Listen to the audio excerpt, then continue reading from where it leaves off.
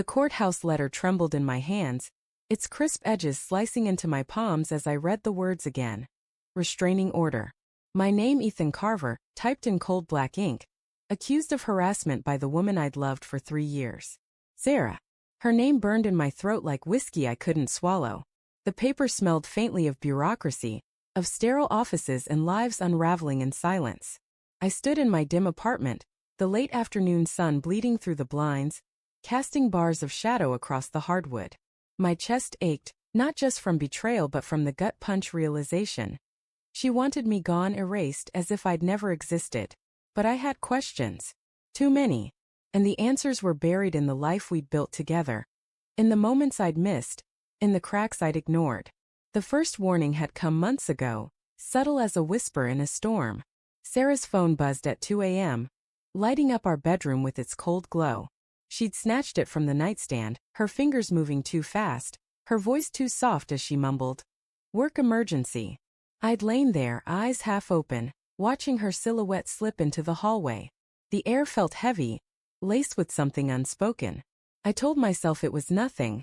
Her marketing job was demanding, her boss a tyrant. Love makes you blind, doesn't it? You see what you want, not what's there. Days later, I found a receipt in her coat pocket. Dinner for 2 at La Rosetta, a place we'd never been together. $50 for wine, $100 for entrees. My stomach twisted as I held the crumpled paper, her perfume lingering on it like a taunt. When I asked her about it, her laugh was sharp, cutting. "Client dinner, Ethan. You know how it is." Her green eyes held mine, steady, daring me to push. I didn't. I folded the receipt in my doubts, tucking them away like a bad dream. But the dreams kept coming. Her late nights multiplied, her excuses polished to a sheen. "The campaign's a nightmare," she'd say, tossing her auburn hair, her smile a little too bright. I'd nod, swallowing the unease, because love isn't just blind. It's desperate. I wanted to believe her. I wanted us to be what we'd been. Lazy Sundays tangled in sheets, her laughter filling the kitchen as we burned pancakes, her hand in mine like it belonged there forever. The restraining order shattered that illusion. Filed 2 days ago, it claimed I'd been stalking her, threatening her. Lies every word. I hadn't seen her in a week, not since she'd moved out, citing space and time to think. I'd called her once, left a voicemail, soft, pleading, not threatening. "Sarah, please just talk to me." That was it. Now this legal dagger in my hands accused me of something darker, something I didn't recognize. I sank onto the couch, the leather creaking under my weight. The apartment felt hollow without her. Her books gone from the shelves, her coffee mug missing from the sink. But her scent lingered, a ghost of jasmine and betrayal. I needed answers, not just for the order but for the truth I'd been dodging. Who was she protecting? Herself? Someone else? I obeyed the restraining order to the letter. No calls, no texts, no stepping within 100 yards of her. But I wasn't helpless. I opened my laptop, my fingers hesitating over the keys. Social media was a minefield, but it was also a window. Her ex profile was public. A cascade of curated smiles and cryptic posts. A photo from last weekend. Her at a rooftop bar, city lights glittering behind her, her arm around a man I didn't know. His face was half-turned, but his hand rested on her waist, possessive, intimate. The caption, "Living my truth." My pulse roared in my ears, a drumbeat of rage and heartbreak. I scrolled further, piecing together fragments. A tagged location at a hotel downtown. A vague post about new beginnings. Each clue was a shard of glass in my chest, sharp and undeniable. But I needed more than hints. I needed proof. I drove to the edge of the restraining order's boundary, parking outside a cafe across from her office. The autumn air was crisp, biting at my knuckles as I gripped a takeaway coffee, its heat seeping through the cup.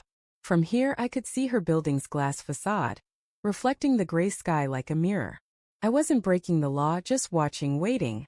She emerged at 6, her coat pulled tight against the wind, her hair catching the last of the daylight. A man was with her, the same one from the photo. Tall, broad-shouldered, his laugh carrying across the street as he touched her arm. My coffee went cold in my hands. They walked to a black sedan, his hand on her lower back, guiding her like she was his. I followed at a distance, my car blending into rush hour traffic. The restraining order didn't say I couldn't drive public roads. They stopped at a bar, one of those upscale places with dim lights and overpriced cocktails.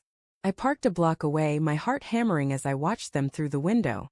Sarah leaned into him, her smile unguarded, the way it used to be with me. I could have stormed in, demanded answers, but that's what she wanted. Proof I was the monster she'd painted me to be. Instead, I waited, my breath fogging the windshield. Hours later, they left, her laughter slicing through the night. They drove to a hotel, the same one from her posts. I didn't follow inside. I didn't need to. The truth was a blade, and it had already cut me open.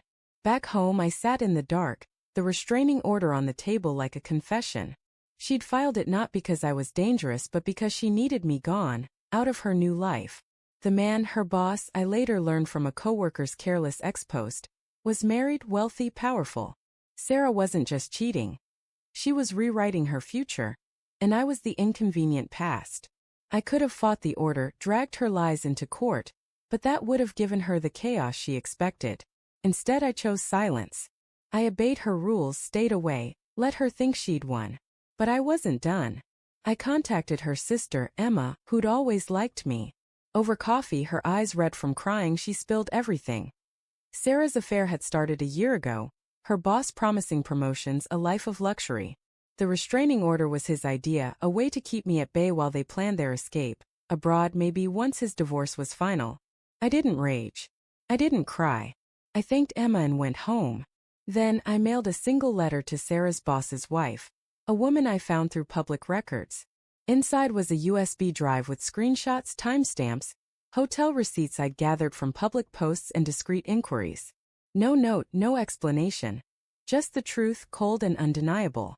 Days later, Sarah called, her voice shaking through the voicemail. "Ethan, what did you do?" "Why?" I didn't answer. The restraining order forbade it. But I heard the fallout on X. Her boss's marriage imploding, Sarah's job gone, her carefully built facade crumbling. I sat on my balcony, the city sprawling below, a cigarette burning between my fingers. I hadn't broken her rules, not once. But I destroyed her plan, not with anger but with precision, with the truth she thought she could bury. The night air tasted bitter like ash and regret, but for the first time in months I felt free.